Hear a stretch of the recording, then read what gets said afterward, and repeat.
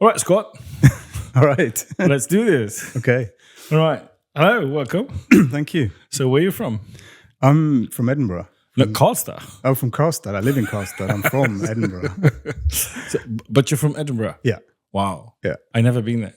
It's beautiful. Why should I go to Edinburgh? Oh, well, it's in Scotland. It's really friendly. It's really full of fun people, I think. Mm-hmm. But I haven't been there. I left there when I was 12. I moved around with my dad's job. So I moved around from Edinburgh to... What did you do? He worked for a bank. Right. And yeah, he moved roughly every 2 years. We sort of moved around different parts of the country. So I moved to Liverpool and then eventually towards London. And then 2011, I moved to Sweden. Why?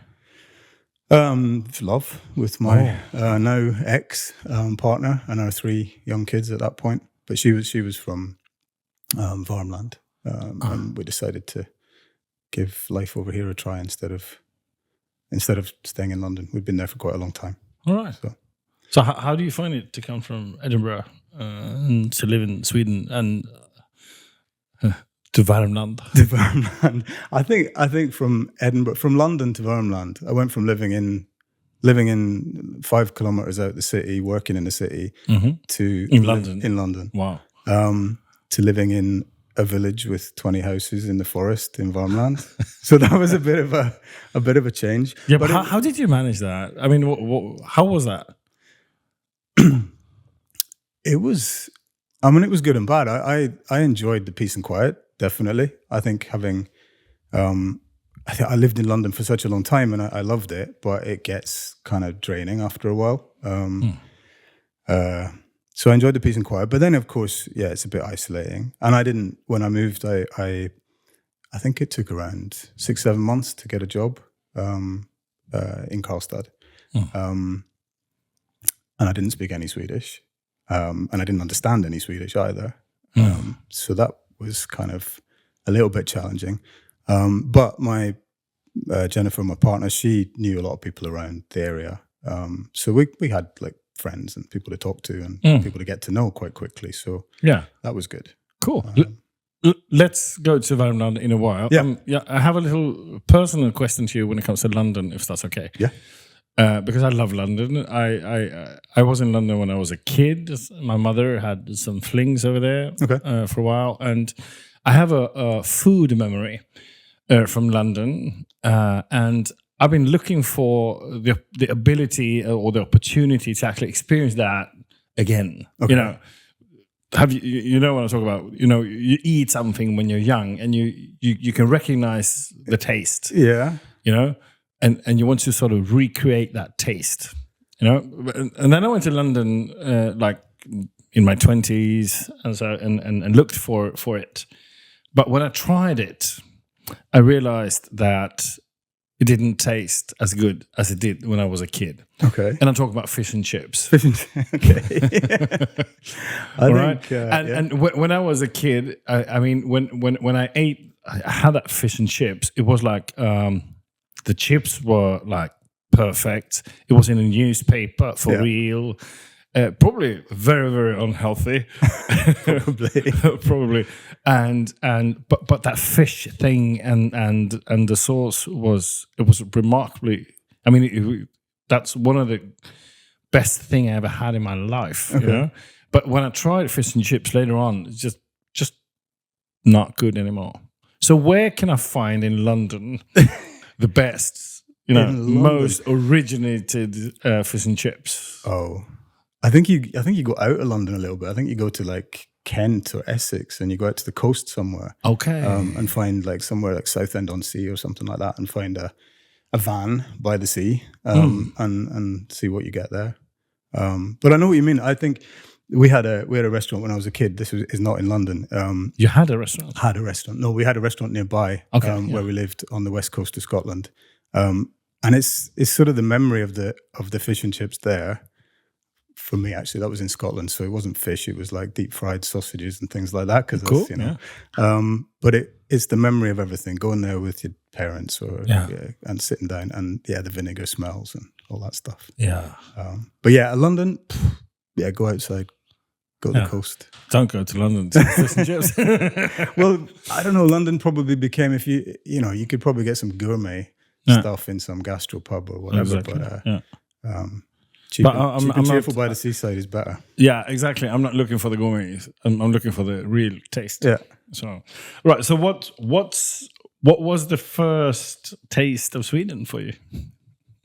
The first food taste, a meatball and what's it called, road beet sandwich at a Otta petrol station. I think was the actual first taste of Sweden. Yeah. But how was it to come to Sweden? You know, not knowing Swedish.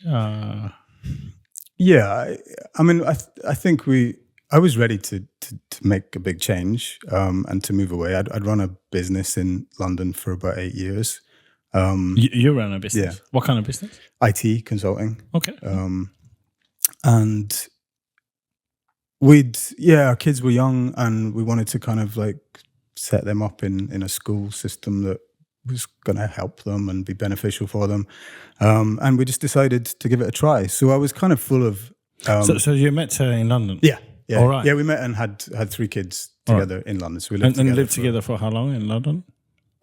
Just about 5 years. 5 years. All right. Ish. Yeah. And then we thought, well, yes, give it a try, and come over to Sweden. And I think I had a plan. I had a plan to come to Stockholm, and IT work. It should be easy. And what I didn't really count on is that you can't find somewhere to live so easily in Stockholm if you come with 3 kids and you need a bit of space. And, well, you can find it, but it's expensive. And we'd bought an old house in Värmland a few years before as a kind of like holiday type cottage place, which wasn't really livable at that point, not full year round. But we ended up just took the decision to kind of make that into somewhere where we could stay and stick with Värmland. And I was there. I was in that house until May last year before we decided to. Me and my current wife decided to move into the middle of Karlstad. Okay. And yeah, it was. I mean, it was a big change. There was definitely a lot of. So what was the change? People, the number of people around, the busyness of everything. Yeah. The language for sure, but there was a lot of small things too. I mean, I remember starting work and everyone was really friendly and talking English to me when they wanted to include me and stuff. And I remember people complaining about how long it had taken to get to the office that morning because they'd had to sit at 2 traffic lights that were red. And I was like, I can't get it. It doesn't compute with what I was used to. No. But so I think just the difference in scale of everything. But also some similarities because Sweden is, I think, geographically quite similar to Scotland. So I had a lot of memories from when I was small with forests and lakes and sort of that kind of environment. So it didn't feel completely alien.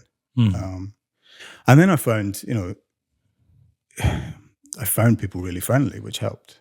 I don't know if that's more Värmland than anywhere else, but I found everyone to be really welcoming, and my neighbours, my new colleagues. And as I said, we had a sort of network already a little bit, which helped with that. So that's important. Yeah, it was. Welcome to the podcast, The Good Leadership, the hunt for the good leadership. It's the reason why we started this is because there are so many buzzwords when it comes to leadership. There are so many theories. There are so many ideas about leadership, and I've been working so many years now as a leadership developer, leadership expert. I don't know about what kind of different buzzwords people give me when it comes to this, but I'm curious about my curiosity and the base in this podcast is to find out what is good leadership, and the only way to explore that, in my perception, is to talk with people who have experience when it comes to leadership. So when I say good leadership, what is your first thought? You mentioned the word there, curiosity. Oh. I think. How do you mean? I think just that being curious about people. I think good leadership is about building relationships, and being curious is one of the best ways, in my opinion, in how to sort of start and develop and grow a relationship. Yeah.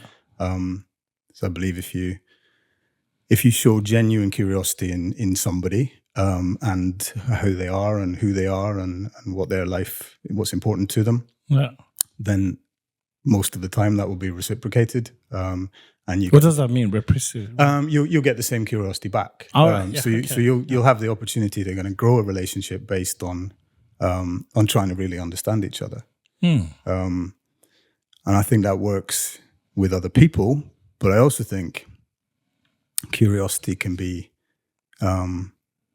or being curious in sort of leadership is about being curious about yourself as well, and having a kind of a mindset to always kind of be always want to learn, always want to kind of find new ways, explore new things to do, sit and talk on podcasts or whatever, to try and understand what other things are, that what is it that I don't know that I don't know. Kind of. What is it that I think I know that I actually don't know? That could be the other way to look at it as well. But there's so much in that, and I think being open-minded in that way.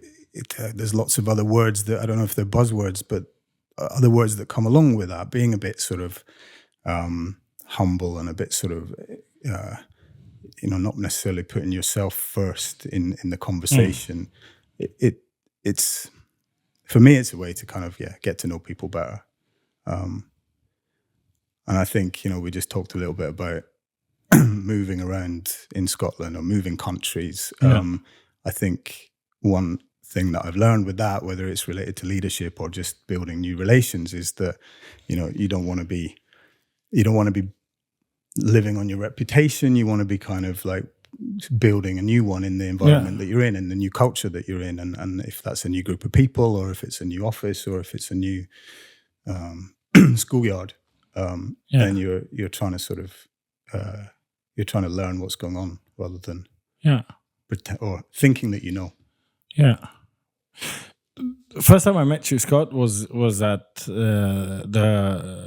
the training that I have with coaching leadership in English for an international version of it.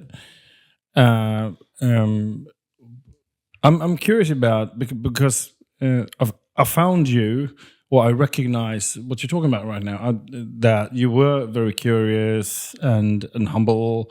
You sort of, this is a kind of state, or you actually live this. If I would give you some kind of feedback, because you were curious and you hopefully you learn a little bit new things. Definitely. So when it comes to coaching leadership and the thing we talked about, what is it that you believe you experience is connected to good leadership when it comes to that? Do you mean from the learnings from the course? Or? When we met? Well, I think in there we talked a lot about learning how people communicate, and we talked about sort of also like the types of questions you ask people, and asking whether you're in a new situation or even with a person or a group of people that you think you know very well. Keeping your questions very open. I mean, questions can be so powerful if you get them right. They can also be very powerful if you get them wrong. Exactly. And I think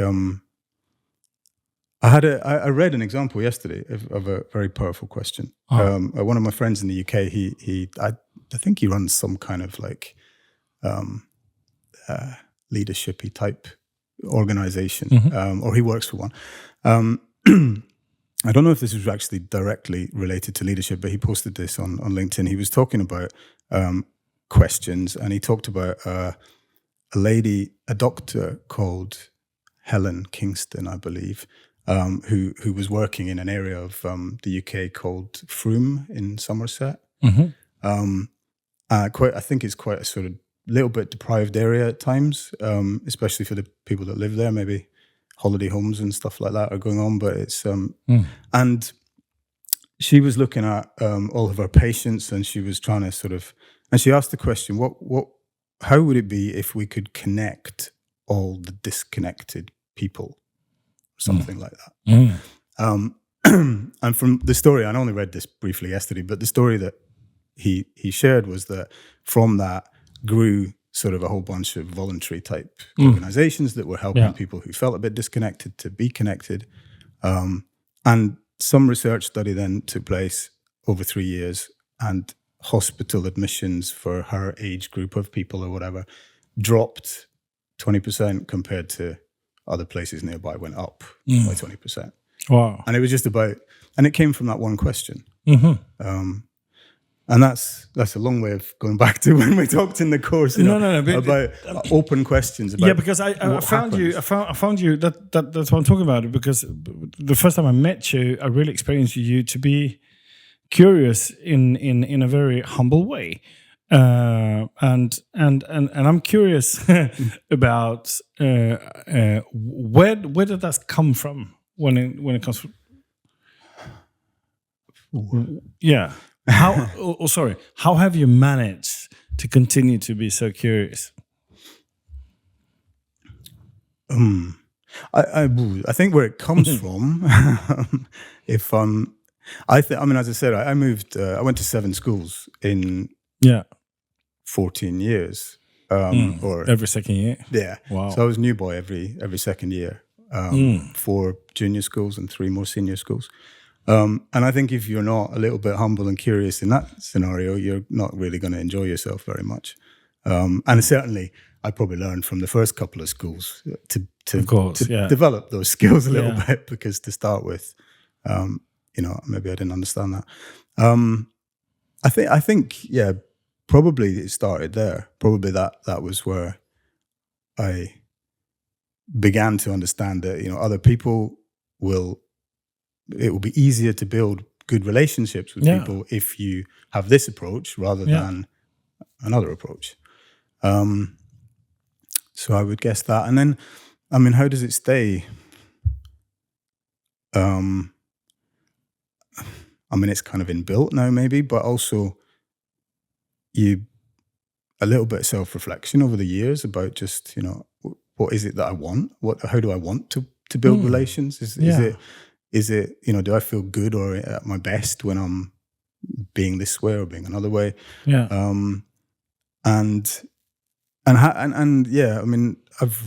I've read widely over the years about sort of having a growth mindset, and that's part of that curiosity and part of. I would rather be like that. I would rather think in a what can I learn here way rather than what do I know here? Yeah. What do you mean by growth mindset? What is that for someone who doesn't know it? Being open to learning, being open to seeing possibilities, and being open to sort of look for, it doesn't necessarily have to be positive all the time, but look for kind of new learnings, look for kind of understanding situations rather than assuming that you know the best way to do it. And if I work with my team, to go specific in a sort of techie kind of way, that's about what's not happening at our customers' solutions today. What can we do differently with them? What's going to be better for them in the future, rather than, okay, let's just look after what they've got. Yeah. If it's more personal, then it's like try things. Yeah. You're gonna, sometimes it's not gonna work, but you probably learn something. Yeah. And what is it that you do today? I'm a manager for a consulting group for Advania. So I have a group of mostly quite senior kind of technical consultants who work with me in Karlstad, but they work nationwide for all the customers that we have. What is the challenge for you to work, being from Edinburgh, Scotland, living in Karlstad, being a Swedish manager in a consultant?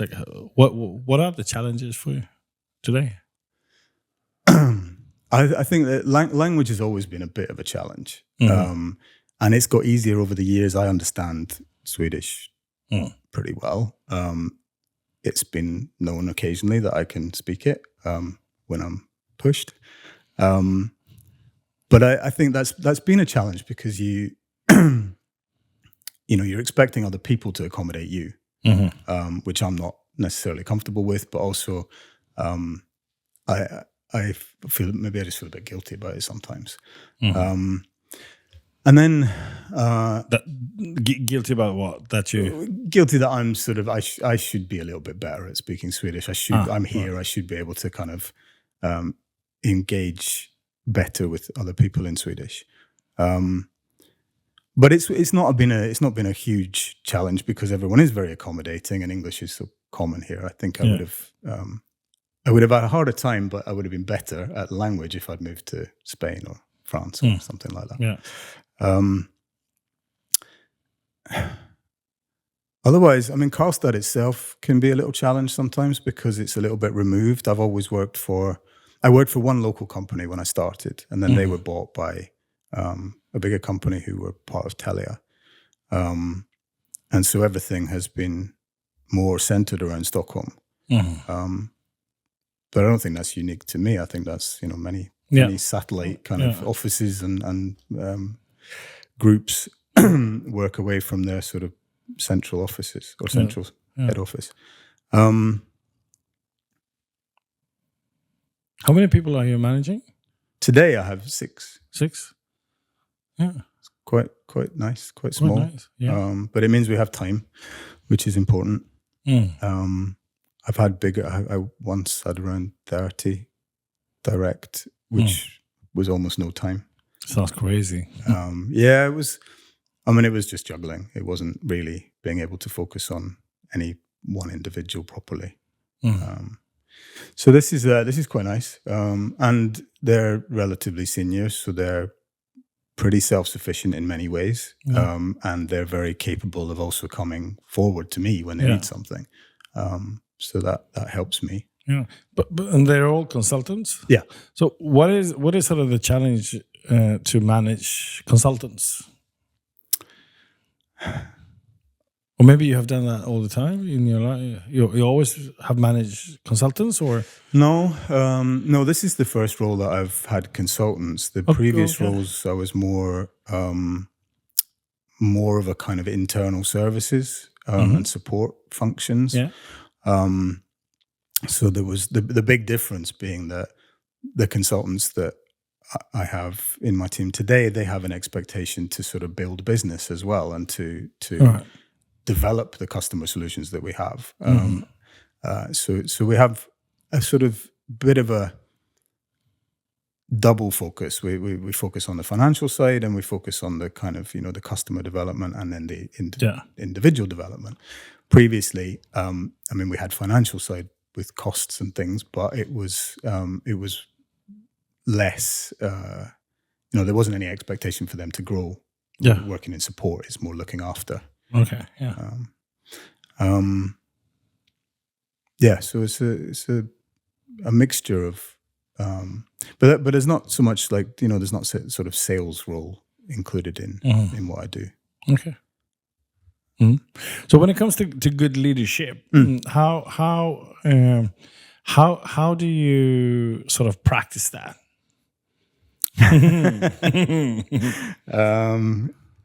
Yeah. And would your 6 colleagues agree? Yeah, I was going to say maybe you should ask them. I think I do practice it. There are times where I'm definitely better and more engaged in the way that I want to be. I mean, I believe that everybody, they have the intention of practicing good leadership. So let's agree on that. Yeah. But so what is your focus then? The focus is on them. The focus is on like what can I do to support them, or what do they need from me. So I had a series of pre-summer one-to-ones this week, and the focus was very much like, okay, what's gone well in the last 6 months? What did you do that you enjoyed? What do you want to do more of after summer? Is there anything more that I can do to help you with that? And just how are you thriving at work? Are you getting by, or are you kind of really looking forward and developing it in this role? Showing them that I'm kind of available is another thing I think that's really important. I think you can. And are you? Yeah, I am.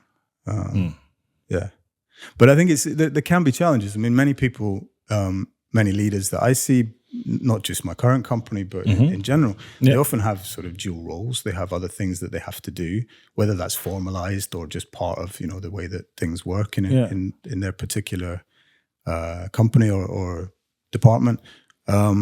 And so time can be sort of split. You can be getting dragged from left to right by tasks that pop up, by other people's expectations, and your role as leader is still there, but it's easy to sort of let it.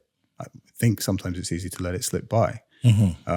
So being available, making sure that when I get asked a question, it's kind of my primary, by one of my team, it's kind of my primary job to try and see if that's something that I can help them with. Yeah. Do you remember? I don't know if you remember that model from the training that we had. The model that called the drama model. Yeah. Perpetrator. How was it? Perpetrator, victim, and helper. Yeah. What are your thoughts about that? That was a really interesting. A really interesting part of the training, and something I actually have thought about it a little bit since, because I studied it a little bit externally to that as well. Transactional analysis. Yeah. And I think it's really easy to become a helper without intending to, fulfill that role as such. Exactly. And you just, you perpetuate the situation. Yeah. I think in terms of leadership, though, you don't have to become a helper to be responsive and to be engaged with what you're being asked. Yeah, being available, being able to sort of honestly appraise it and say, all right, you want this. Maybe that's not the right thing for you. Yeah. That's a way of responding, but it doesn't necessarily mean that you're taking part in that triangle, or you're actually trying to maybe put a stop to it. But yeah, it was very interesting. I think both. Work and at home and in many situations you can see that triangle pattern sort of appearing. Yeah, I find it super interesting because I think this is a game shifter. Once you understand that if you're curious, for example, the pattern of being curious as part of a good leadership. I'm curious in you in order to create a good relation. If the curiosity comes from the helper perspective, that will create something else. And if the curiosity comes from the adult perspective, it sort of creates something different. Yeah.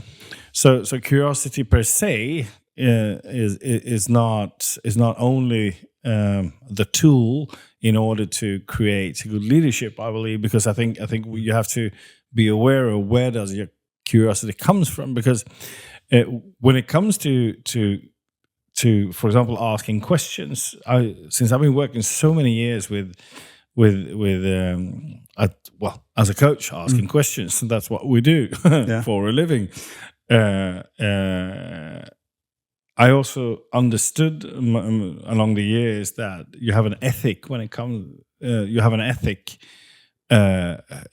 ethical responsibility when it comes to what is it that you're asking questions about, because questions are so powerful that once I ask you a question, your consciousness and your focus will attend to answer my question. Yeah. That means I have a responsibility. What kind of questions am I asking? And this is, there was a long story when it comes to the drama triangle of helper, victim, and perpetrator, and asking questions from the adult perspective.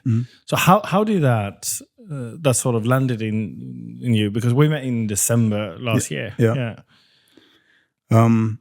I think I took this extra new training in sort of towards coaching and understanding how coaching works a little bit since December last year, through from January till now. So I've sort of gone in, not deeper, but gone into that again and you know, had different discussions about it. And I think, you know, I said at the beginning that the genuine curiosity it's not a question because I need to know the answer to something particular. I'm just genuinely curious, what is the answer? So I'm not hopefully phrasing the question, and it can be difficult with phrasing questions. You get it wrong all the time, but hopefully I'm not phrasing a question which is either leading or which is, you know, as you said, putting a particular chain of events in motion in your mind. I'm more just like, so tell me about that. And it's very kind of like, I really want to know how you are. What's gone well in the last 6 months, rather than did you enjoy working in this project? That's a pretty basic example maybe, but you know what I mean? It's like, those are a closed question. But it's to sort of, because you want to have somebody, I think, feeling that they're able to respond to you as an adult and not be focused on internal drama or any other kind.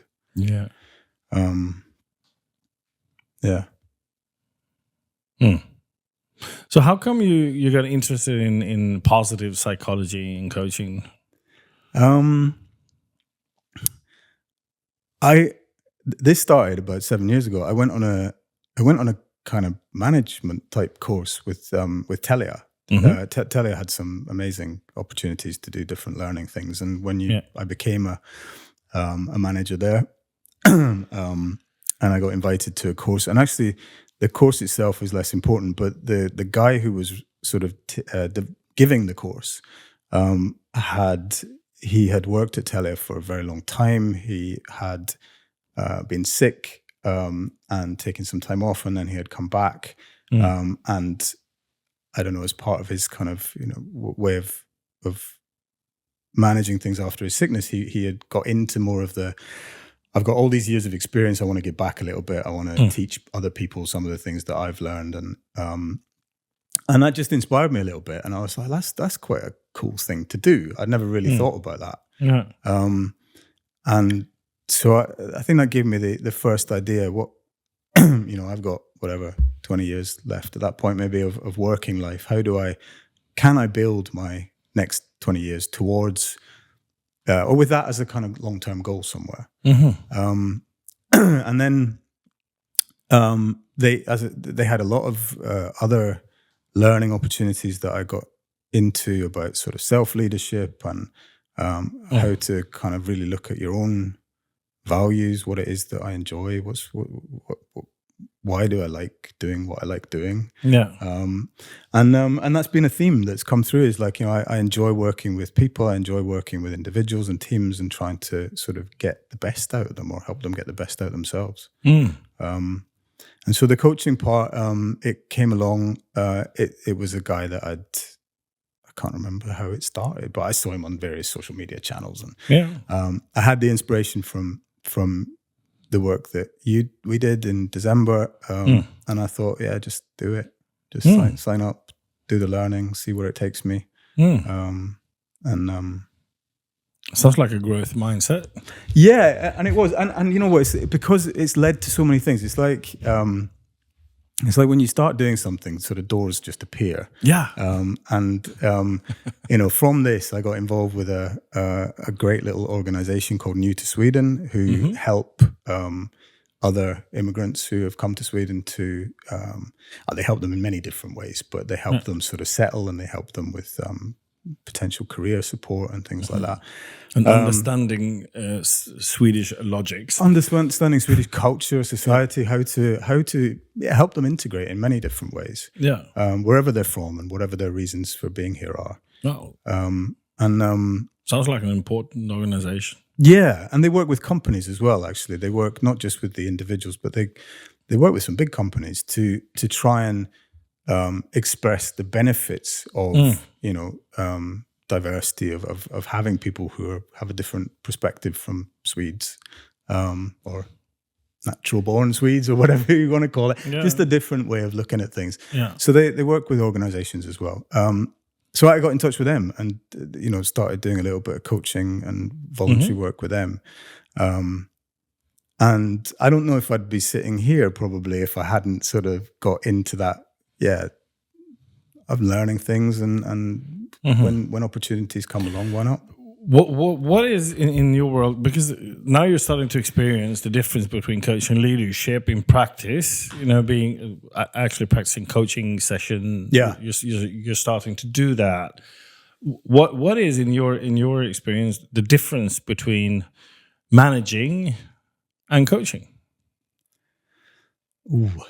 Well, managing, you've often got you've got more than one perspective. You've got the organization's perspective to think about, and you've got your responsibilities, your expectations, your budgets, finance, everything that you have to think about in the meantime. So you can be trying to coach somebody towards performance and improving their bottom line or improving their quality, but your focus is sort of split in a way.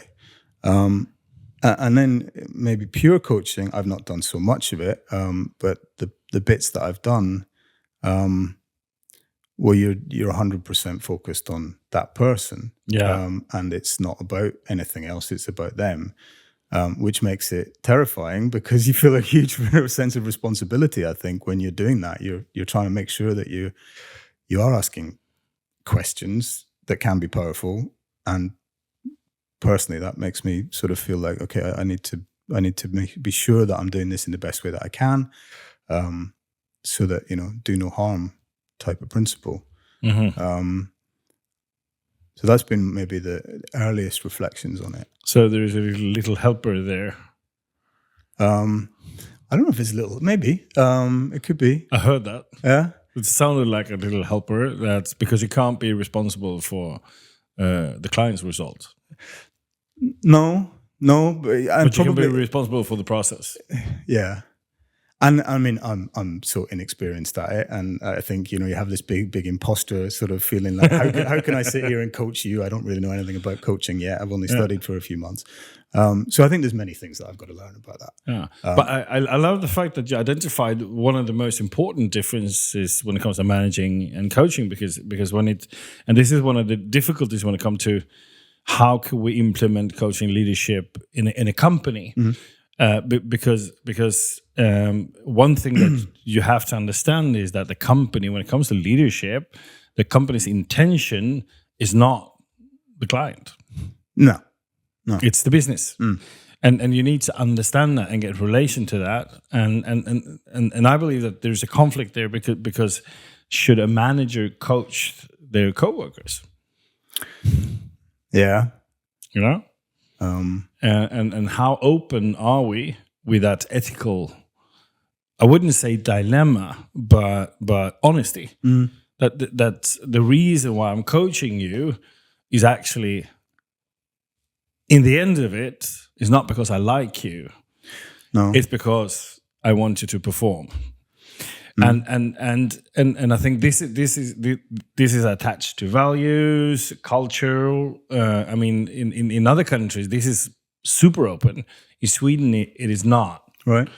So it's a little bit fuzzy. No, I understand what you mean. I mean, somebody, it's like a gray zone. And somebody's paying you, and it's not the client. Exactly. At the end of the day. Yeah, and when it comes to coaching, it's actually the client. And when I work with a client, I work 100% with the clients, what they need in their world. and I don't have a loyalty to anybody. And this is, for example, when a company hires me, this is one of the first thing I need to be very clear with them about, that I'm not going to go in benefits of the business. Right. I'm going to work in benefits of the client, independently who's paying. And this is so important to create a constructive ethical situation, you know.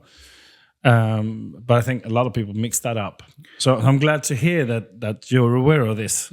Yeah. I mean, you're just starting to have clients, and I think this is one of the most important ethical challenges to have. Definitely Consciousness about. Because I think also you've got, I mean, you know, part of the coaching relationship is about confidentiality, and then you have a sort of like a line somewhere there. If you're working for an individual or you're working for an organization with individuals, is, you know, not a line that you decide whether you cross or not, but from the client's perspective, how open can I be? How willing am I to share where I don't know where your ability to cross that line might be, and whose side are you on, kind of, even though, you know.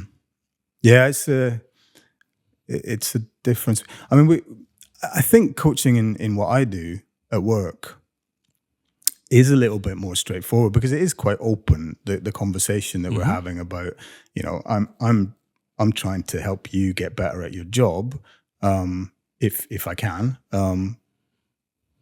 by giving you support, by finding the tools that you need, by you know, responding to your requests and working out if it's me that can help you or if you help yourself or however. We're not talking about necessarily, there's always a little bit grey stuff that goes outside of work, but we're not talking about outside of work. We're focused on that. But is that coaching then? Well, I don't know if it is really coaching. It's sort of, it's not mentoring either, because I've not necessarily got the skills to teach them how to be better at their job. Maybe some years ago, but not anymore. I don't know what it is. It's not that. I believe that it's managing with a coaching attitude. Yeah, that could be you know, and the coaching attitude actually helps you to create an environment of openness, of presence, of curiosity, of a lot of things. But you're still the manager. Yeah, and that's because something else I think that I remember you said on the course. I'm not exactly sure where it's at or how you framed it, but you've got, I mean, you've got responsibility as a manager to also remind individuals of their responsibility as an employee. Exactly. And you know, you are employed. You are working for some kind of common goal with an organization, hopefully. Exactly. Yeah. And you have a contract with that organization to do the best at your job, and that's what they pay you for. Yeah. You can go about how you do that with your own values and your own personality, but at the end of the day, it's being a manager. The company has given you that trust to deliver for them too. Yeah. So you're sort of stuck in, not stuck in the middle. That sounds terrible. An agreement. You're in the middle somewhere between. But I believe it is an important agreement that there are two parties in a relationship, and the agreement is I pay you for work that you're doing, and I'm responsible for the process, and you're responsible for another process, and I think very often. We need to make that clear sometimes. And I think, for example, coaching attitude is one of the tools to actually clear that out. But I think we're starting to get close to a dangerous path if we are acting as managers, not being clear with this. I will give you an example. Let's say that I'm a manager and I went to a coaching leadership training, and I come back to my team and suddenly I start to coach them. There is a chance, I'm not saying that this is going to happen, but there is a chance that the team will experience me, for example, bullying someone. Okay. Because let's say that I have 6 person in my staff and I start to coach the 2 ones that are not performing as good. So my focus is suddenly on them. That is, in a perspective, bullying. because I'm sort of pinpointing them. I'm going to coach you. Yeah.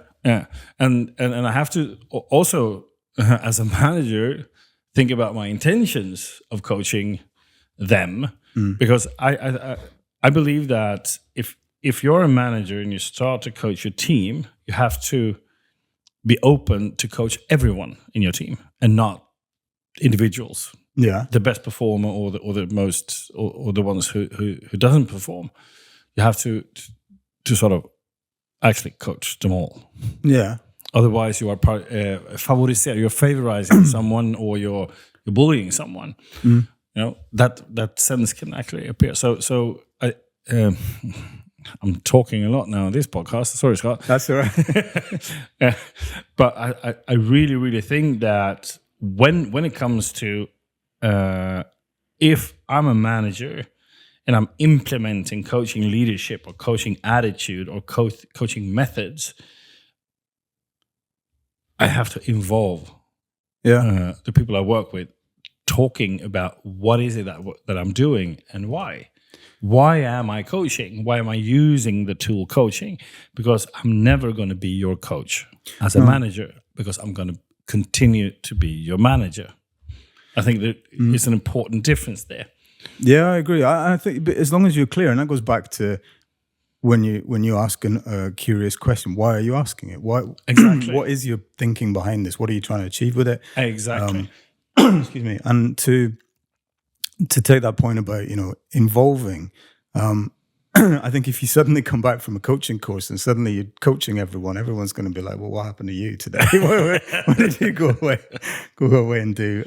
So I think you have to be straightforward. You have to be transparent. And I've had workshops with my teams since some of the training that I've been doing, where it's been like, I learned something. I want to try something out. I want to do a little exercise and just see how it goes. Yeah. And sort of like, can we try this? Yeah, can we try a kind of? We did some specific education recently at work, actually, with solution focused coaching or solution focused approach to solving problems. And if you suddenly just come back and say, I'm going to give me this miracle question, everyone's going to be like, what the hell? Why? But to explain a little bit, okay, we did this. This is interesting. It can help in some situations. This is some of the things I learned. Yeah. Let's try and use the approach to do something. I like that. Where it goes. It's sort of you invite to actually create curiosity. Yeah. Yeah, I like that. So, and it's kind of, maybe transparency is a buzzword, but being open and transparent with your colleagues at the end of the day, not your team members or whatever you call them, is going to help you develop relationships with them. It's going to help you kind of have good bonds that you can work with. Yeah. I have a question that sort of, that I've been having since we started this session. Yeah. Sort of. Session, sorry, it became a session now. You shared that you moved around a lot. Yeah. 7 different schools in 14 years and so on. And during those years, you sort of developed the skill of being curious in order to create new relations and so. So another question is, so how do you do in order to maintain relations?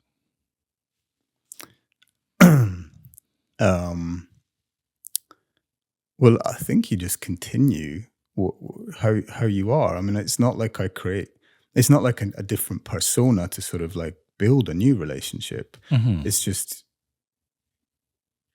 kind of being interested in people, and that stays. I mean, but once you get to know them, how do you sort of maintain the relation? How do you develop the relations after the 2 years has gone? Okay. Yeah. Sometimes I don't speak to people. I think it's like you keep that communication. You talk and you keep the curiosity. And how do you do that? Because this comes to relations. This comes to having an old friend. How do you continue to be curious on someone that you already know? Because they're changing all the time. They're doing new things. Life changes. People do stuff. New things happen to them. And you might get familiar in terms of I think I know what he or she thinks, but you can be surprised all the time. So, and remember that, and therefore it makes. I mean, there's also, I think there is a degree of kind of, you get happy, you get comfortable with silences over time between people, because you kind of, that just happens if you have a good relation.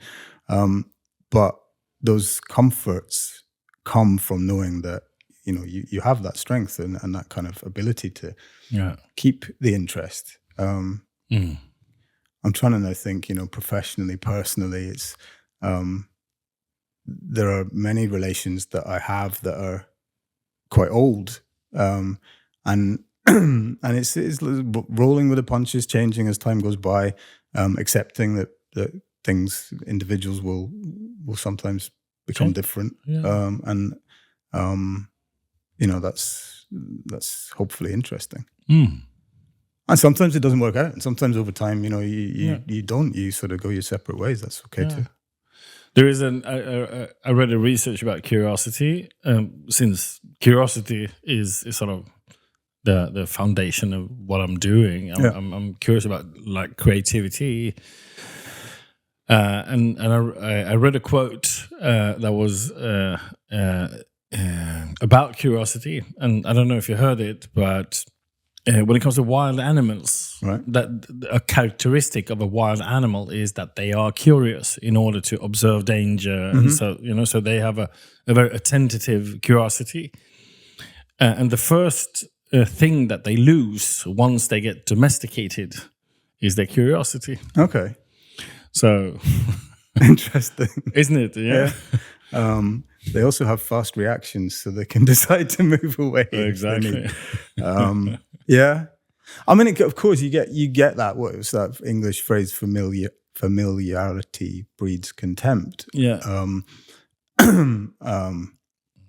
I think you have to be conscious not to be lazy in any kind of relationship, and to be willing to sort of like assess it, not assess it constantly. That sounds very scientific, but to sort of, where are we today? How is the relation today? Do we need to spend more time on it? Is it okay just to sort of be check in, quiet? Yeah, that kind of thing. Yeah. And we do that professionally. I mean, you have that sort of process in many organizations. I really think we should do that more often on a private level.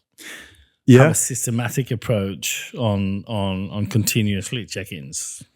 I think you talked about... That would help a lot of relations, I believe. Yeah. You talked about that, I think, in relation to your daughter. You said that you had a regular kind of, conversation there. Yeah. That struck me as well. I've got 4 kids, so 3 older ones and 1 younger. I think it's important to sort of, even if it's a self-check-in about it, I mean, you can do it with the other person, but just to think, how do I feel about this? Is everything... Am I okay? Are you okay? Kind of that phrase. I've been trying to have I'm having a 50 minutes check-in on a daily basis with my daughter since she lived, when she was younger, she lived like one week with the mom and 1 week with me. So when she lived with her mom, it was important for me to have a check-in with her. So it was my needs, actually. Yeah. So, but it has developed to become our needs now, that we want that at least 50 minutes of presence, and I see you, you see me, and I think that's I don't know, I wouldn't say maybe I think that's part of good leadership or good communication or good intention, at least to show each other that we are important for each other, and take some time for that. Definitely. Yeah. I've felt, I mean, I think, again, since I've been, maybe more recently, since I've been learning some of these things, I can sense that a little bit in the relations. I don't have that kind of process yet with my kids, but I can sense that in the way that we do communicate and the way that we do sort of, my third child, the second daughter, she's 13. And, I'm thinking particularly of her just because we've been talking a bit more recently, but the communication that I have with her is much more conscious. certainly. I'm more conscious about, okay, what does she need? How do we need each other here? But not in that helper type way. Yeah. More just like, how are we supporting? What is it that we need to do? How do I need to talk to her so that she understands her own responsibilities? Yeah. It's been an interesting. I don't know if that would have happened 6 months ago or not. Maybe, but I don't know. I got an idea earlier when you shared about that you attended my training. And you sort of got into positive psychology and coaching diplomas. I just saw an idea, and I'm going to share it with you. Okay. I haven't thought about it, but I'm just going to give it. What would happen, because I know that the company you work with are actually, they're developing their business, they're getting bigger, more international. Yep.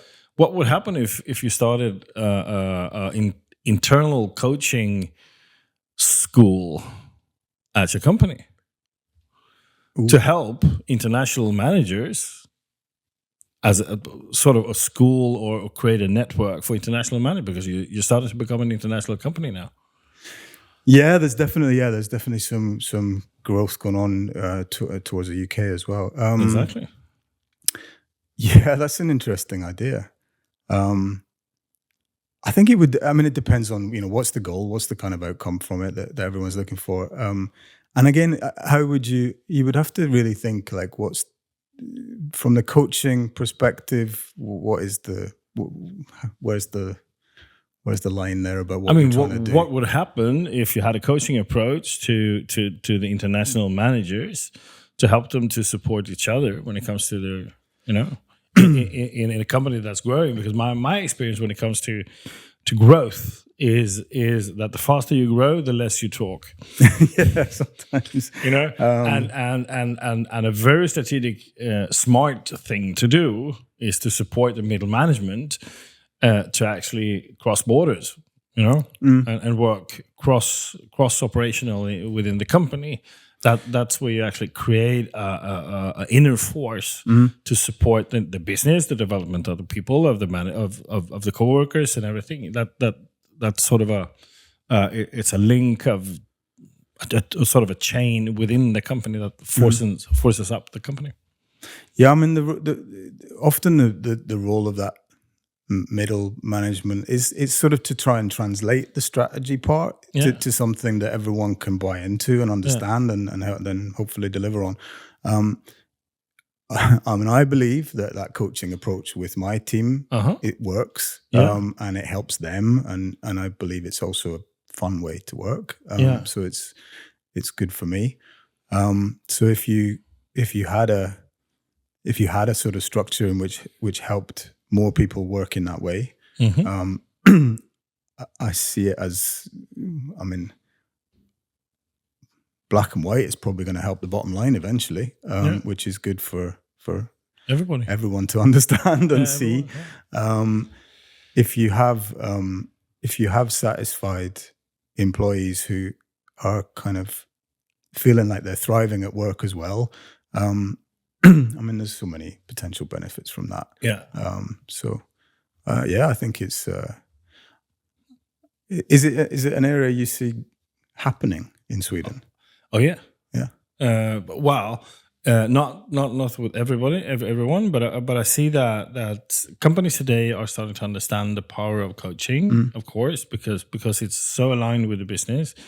And also see that companies are starting to understand the difference between managing coaches, or managers that coaches that are acting with coaching attitude, and external coaches that actually support from with the external perspective. Because hiring, for example, an external coach, you get access to the holistic perspective, because the external coach is actually going to work with. So how's your family, right? And how's your kid, and how's your training, and how's it? I'm not going to use the word life coach, because that's a bullshit term in my perspective. Either you're a coach or you're not. So, my experience is that the companies are starting to understand this. That there is a difference there. And I think the people are, the companies are actually, when they're in a growth process you can't today work with traditional methods. No. You know, the structure, the hierarchy level thing. You need to start to work much more flow based, horizontal based, and stop the feeling of being alone, for example, as a manager, because you're not alone as a manager. You make yourself lonely because you have a lot of colleagues. And once you're starting to have an international company, you have colleagues in different places in different countries. Yeah, and that network is very, very profitable in so many ways.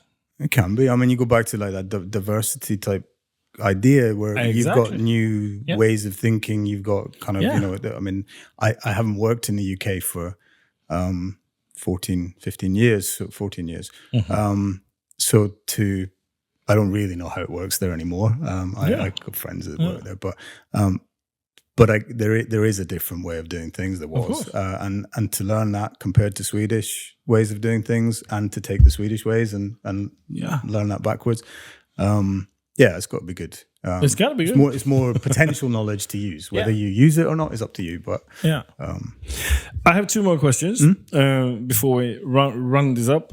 The first one has nothing to do with good leadership, or maybe it has everything to do with good leadership.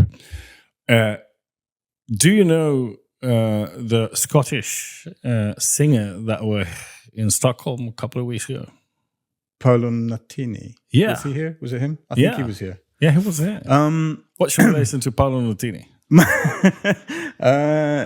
God, there's a couple of songs. He does a version of Caledonia. If you've never heard that, or if you have heard it, it's amazing. Yeah. It's an amazing song, amazing lyrics. Always gets me a little bit kind of teary when I hear it, because it's sort of homeland. Yeah, and I'm not. I mean, I haven't heard him lots, but yeah. Oh, so Caledonia, and you said a couple of songs. No, that's the one that I remember. There's another song that I think he's famous for, but I can't tell you the name of it. One of his big hits, maybe. I think you heard it on the training. Oh, the second day. It was a song called Iron Sky. Okay, all right. Which is beautiful. We were there, and I saw him. And okay. Yeah. Because he's one of my favorite artists, and I was so impressed of a situation where he actually the last song was actually Iron Sky, right. which is incredible music. I'm sure I've heard. Well, obviously heard it. Second day. I recognize it, but I don't know the name. So it's and he did the first verse. Completely by himself, a cappella. Okay. It was 100%. All the audience were there, all with the phones in the air. Where did he play? In Circus. Yeah. I think I know. And I think it's incredible that one man can stand and just giving so much, openness, honesty, and so much feeling just by being present. I mean, it was an incredible experience. Good. Yeah, that was good leadership. Yeah. So all right. So that was my first question. The last question here now is: so if you would have the opportunity, let's say that there are a couple of new managers here.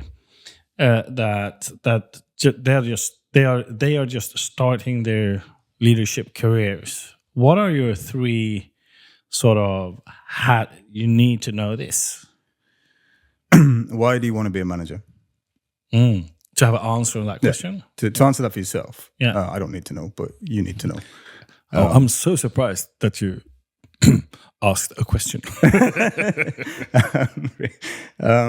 Yeah, no, I think what is it that's important about this role? Why do you want to be a manager?